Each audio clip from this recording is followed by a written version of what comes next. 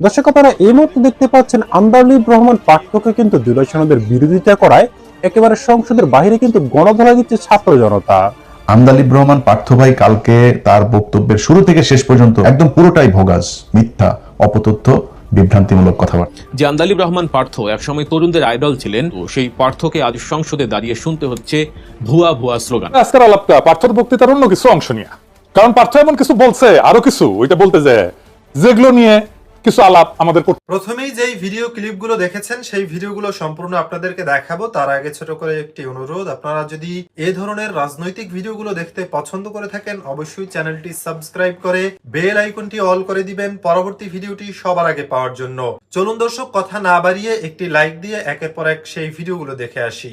আন্দালিব রহমান পার্থ ভাই কালকে তার বক্তব্যের শুরু থেকে শেষ পর্যন্ত এক ভয়ঙ্কর সাপের খেলা দেখিয়েছেন, যেই বক্তব্যের কোনো সারমর্ম নাই, একদম পুরোটাই ভোগাস, মিথ্যা, অপতথ্য, বিভ্রান্তিমূলক কথাবার্তা বলে গিয়েছেন। কেমনে বলেছেন আমি আপনাদেরকে একটা একটা করে বুঝাই। পার্থ ভাই কিন্তু কোনো সমস্যা হয় না কখনো। ধরেন আওয়ামী লীগ বিএনপি যখন যারা ক্ষমতায় আসে কোনো সমস্যা হয় না। একদিকে হেলাল সাহেবের মেয়ের জামাই ভাইও মোটামুটি ভালো নেতা টেতা ছিল। তারপরে ধরেন এখনো কোনো সমস্যা নেই, আওয়ামী লীগের ব্যবসা পাতি সবকিছু চলেছে, কোনো সমস্যা নেই। তো এখন বিএনপি আসার পরে তো ফুল ফেসে ওনাকে বিএনপি হইতে হবে, কারণ আওয়ামী লীগের অনেকের দায়িত্ব কিন্তু পার্থ ভাইয়ের হাতে, পার্থ ভাইয়ের মাথায়। পার্থ ভাইয়ের অনেকের ব্যবসা ট্যাবসা অনেক কিছু দেখাশোনা করা লাগে, এগুলি করা লাগে। ওনার কালকে যে বক্তব্য দিয়েছেন সেটাতে উনি বুঝিয়ে দিয়েছেন বিজেপি বলে বাংলাদেশে কোনো দল নাই, উনি বিএনপির। তো পার্থ ভাইয়ের আমি বলবো যে পার্থ ভাই আপনি এক কাজ করেন, আপনি আপনার দল অ্যাবলিশ করে দেন, করে আপনি বিএনপিতে করেন, অথবা দলকে এখানে কোয়ালিশন করেন, কোলাবোরেট করে, তারপরে বিএনপির সাথে আপনি মানে একটা সমঝোতার ভিত্তিতে একটা রাজনীতি করেন, সরাসরি বিএনপি করেন। আপনার বিএনপিরও আপনার মতো লোকের দরকার আছে, কথাটা বলার, বুঝছেন না, ইংলিশ বাংলা টাংলা মিলে সুন্দর করে কথা বলার লোক বিএনপিতে নাই। তো বিএনপির এই মুহূর্তে ধরেন আমি ওই যে মোয়াজ্জেম হোসেন আলাল ভাইটাই এরকম কিছু লোকজন আছে, এখানে সংসদেও কিছু লোকজন আছে, বাট বেশিরভাগই মানে একদম উপরের দিকের নেতাদের কারোর কথাই শ্রুতিমধুর নয়, শুনতে ভালো লাগে না, কেমন যেন মনে হয় আর কি। তো পার্থ ভাই একজন আছে, ওইটার প্রক্সি দিতে পারবে বিএনপির হয়ে, ওনার উচিত। এবং বাস্তবতা হচ্ছে আন্দালিব রহমান পার্থের কিন্তু কোনো দল নাই। বিজেপি নামে যেই দল আপনারা দেখেন সেই দলের কিন্তু কার্যকরী কোনো কার্যক্রম কিংবা সাংগঠনিক কোনো কিছু নাই। ওনার এই দল বাতিল হয়ে যাওয়া উচিত। কারণ হলো ওনার দলের মহাসচিব যিনি আছেন তিনি আমাকে আজ থেকে 2 থেকে আড়াই মাস আগে একটা বক্তব্য দিয়েছিলেন, একটা অডিও এবং ভিডিও। প্রথমে অডিও নিয়েছিলাম, এরপর আবার ভিডিও উনি দিয়েছেন, সব মিলে ঘন্টা খানেকের একটা রেকর্ড আছে। তো পার্থ ভাই যেহেতু আবার ওনারা কিন্তু আমি পুরোপুরি মানে যেই অ্যাঙ্গেলে আওয়ামী লীগকে বলতাম ওইভাবে কিন্তু পার্থ ভাই বিএনপির লোকজনের বলতে পারি না, কারণ ওনাদের তো একসময় পছন্দ করি, এখনো পছন্দ করি, একদম করি না তা না।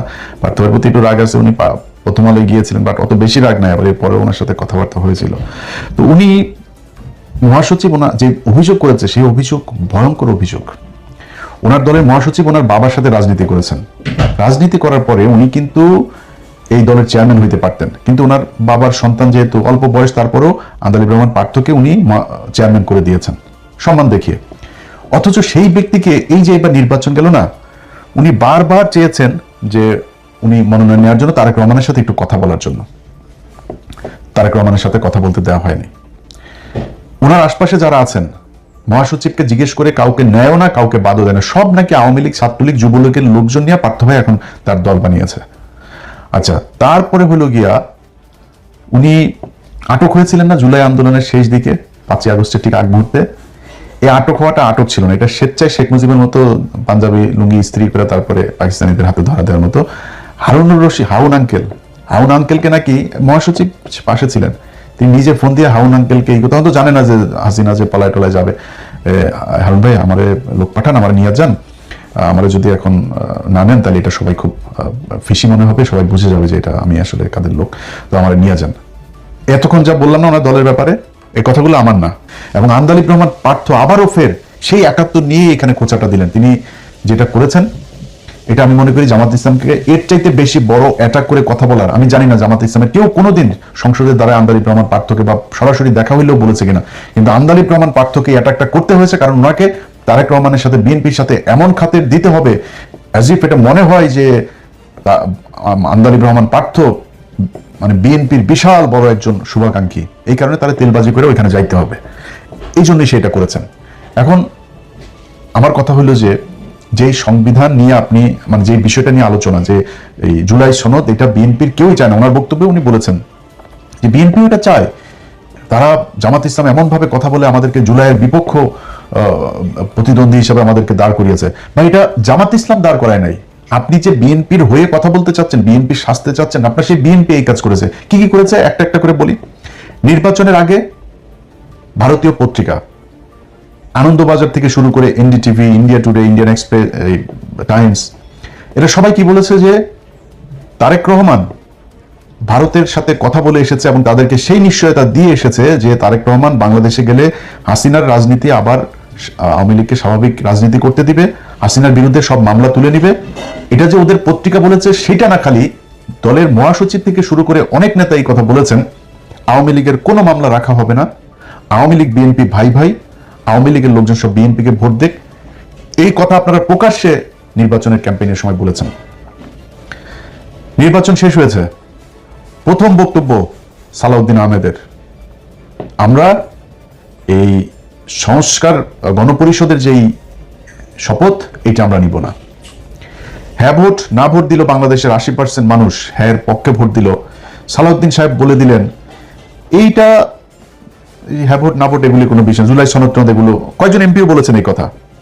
সালাউদ্দিন আহমেদ অফিসিয়ালি বক্তব্য দিলেন, যদি এইটা হয় ওইটা হয়, শিলং থেকে এই মেয়ে এনে দেয়, শিলংয়ে আমার আগে যে মদ খাইতে দিত সেই ব্র্যান্ডের মদ দেওয়া হয়, তারপরে শিলংয়ে যাওয়ার আগে যে ধরা খেয়েছিলাম সেই যদি আমার সাথে নিয়মিত আসতে দেওয়া এইভাবে আমাকে যদি এগুলি করতে দেয়, নানান হয় টয়ের পরে যদি হয় তাহলে হতেও পারে।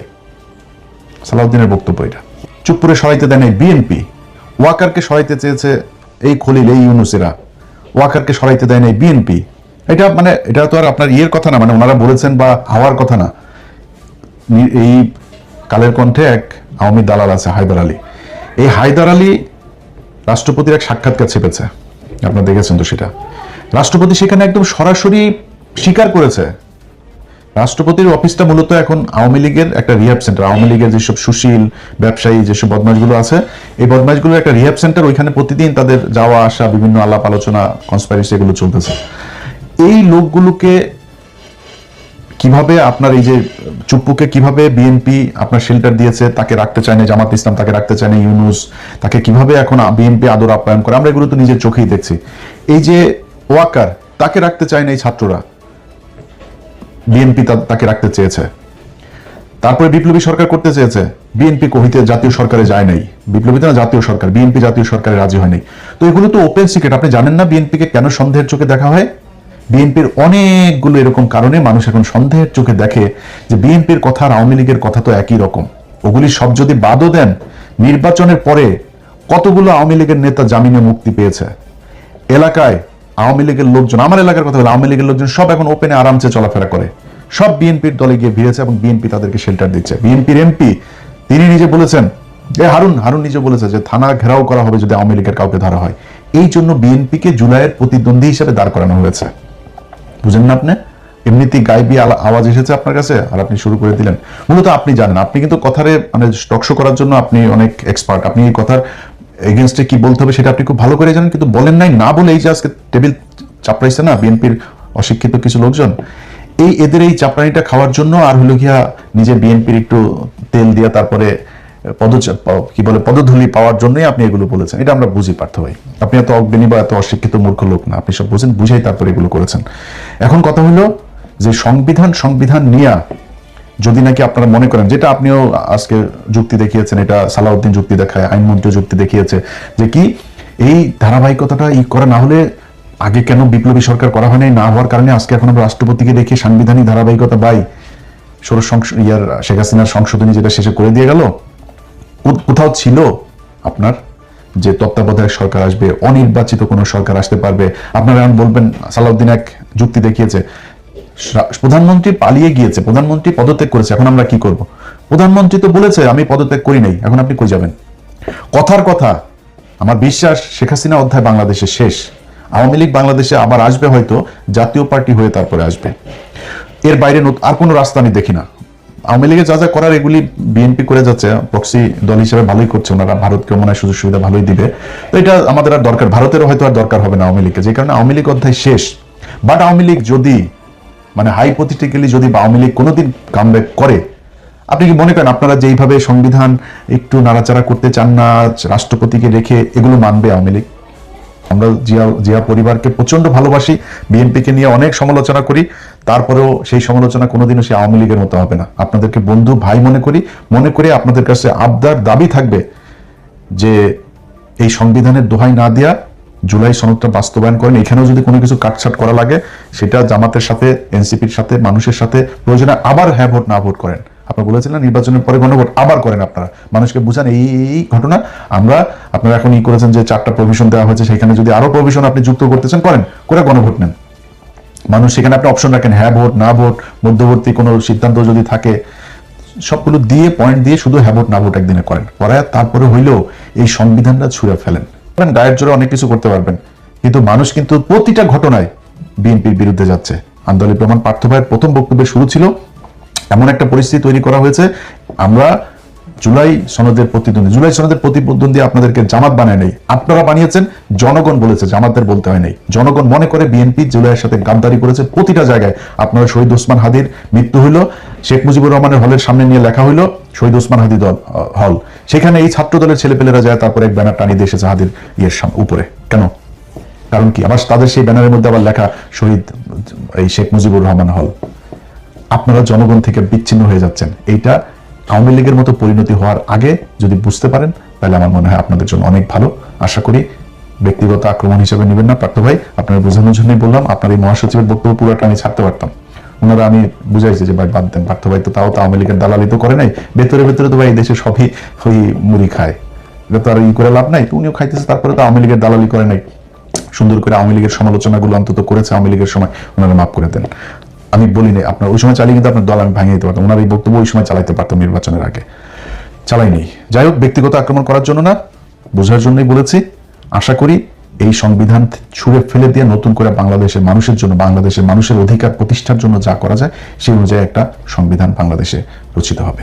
আন্দালিব রহমান পার্থ একসময় যার কথা শোনার জন্য মানুষ অপেক্ষায় থাকতো, যাকে বলা হতো তরুণ প্রজন্মের ক্রেজ, সেই পার্থ সংসদে দাঁড়িয়ে কথা বলতে গেলেই এখন বিরোধী দল, বিশেষ করে বাংলাদেশ জামায়াতে ইসলামীর সদস্যরা এবং গ্যালারিতে বসা সাধারণ মানুষ ভুয়া বলে স্লোগান দিচ্ছেন। পরিস্থিতি এমন পর্যায়ে পৌঁছেছে যে তাকে রীতিমতো বিভ্রান্ত ও অসহায় দেখাচ্ছিল। কিন্তু কেন এমন হলো? এর পেছনের গল্পটা বুঝতে হলে আমাদের একটু পেছনে ফিরে তাকাতে হবে। নির্বাচনের আগে এই আন্দালিব রহমান পার্থই ছিলেন সংবিধানের সবচেয়ে বড় সমালোচকদের একজন। তিনি জোর গলায় বলতেন এই সংবিধান দিয়ে দেশ চলতে পারে না, এই সংবিধান সংস্কার করতে হবে, দরকারে ছুঁড়ে ফেলতে হবে। তার সেই বিপ্লবী কথা শুনে তরুণ সমাজ ভেবেছিল পার্থ হয়তো সত্যিই কোনো গুণগত পরিবর্তনের রাজনীতিতে বিশ্বাস করেন। কিন্তু ক্ষমতায় যাওয়ার পর, বা বলা ভালো বিএনপির সাথে জোট করার পর, পার্থর সেই বিপ্লবী চেহারা পুরোপুরি বদলে যায়। এর আগের সংসদ অধিবেশনে তিনি এমনভাবে কথা বলেছেন যেন তিনি এই সংবিধানের সবচেয়ে বড় রক্ষক। সংবিধান নিয়ে তাকে রীতিমতো গদগদ হতে দেখা গেছে। যে সংবিধানকে তিনি ছুঁড়ে ফেলতে চেয়েছিলেন, এখন সেই সংবিধানকেই তিনি পরম যত্নে বুকে আগলে রাখছেন। তার এই ডিগবাজি খাওয়ার পেছনের আসল কারণটি কি? কারণটি খুবই পরিষ্কার। যেহেতু তিনি এখন বিএনপির সাথে রাজনৈতিক জোটে আছেন, আর বিএনপির বর্তমান ম্যান্ডেট হলো এখনই তড়িঘড়ি করে সংবিধান সংস্কার বা বাতিল না করা, তাই পার্থ সুবোধ বালকের মতো বিএনপির সেই লাইনেই হাঁটছেন। যখন বিরোধী দলগুলো এবং জুলাই আগস্টের গণ অভ্যুত্থানে অংশ নেওয়া ছাত্র জনতা সংবিধান সংস্কারের জোটে দাবি তুলছে, তখন পার্থ নানা টালবাহানা করছেন। নিজের রাজনৈতিক অবস্থান ধরে রাখতে গিয়ে তিনি জনগণের দাবিকে পাশ কাটিয়ে জোটের স্বার্থকে বড় করে দেখছেন। তার এই দ্বিমুখী নীতির কারণে তিনি এখন ব্যাপক সমালোচিত হচ্ছেন। এর আগের সংসদ অধিবেশনেই হাসনাত আব্দুল্লাহ তাকে এই বিষয়ে দারুণ কাউন্টার দিয়েছিলেন। তার আসল রূপটি মানুষের সামনে তুলে ধরেছিলেন। মানুষ বুঝতে পেরেছিল পার্থর আগের সেই বিপ্লবী কথাবার্তা ছিল স্রেফ রাজনৈতিক স্টান্টবাজি। আর ঠিক সেই ক্ষোভেরই বহিঃপ্রকাশ ঘটেছে গতকালের সংসদে। যখন তিনি বক্তব্য দিতে দাঁড়ান, তখন গ্যালারি এবং বিরোধী দলের বেঞ্চ থেকে দেখতে পেলেন বিস্তারিত। এই সম্পর্কে আপনাদের মন্তব্য অবশ্যই কমেন্টে লিখে পাঠাবেন। ভিডিও ভালো লাগলে চ্যানেলটি সাবস্ক্রাইব করতে ভুলবেন না। এবারের মতো এখানেই বিদায় নিচ্ছি।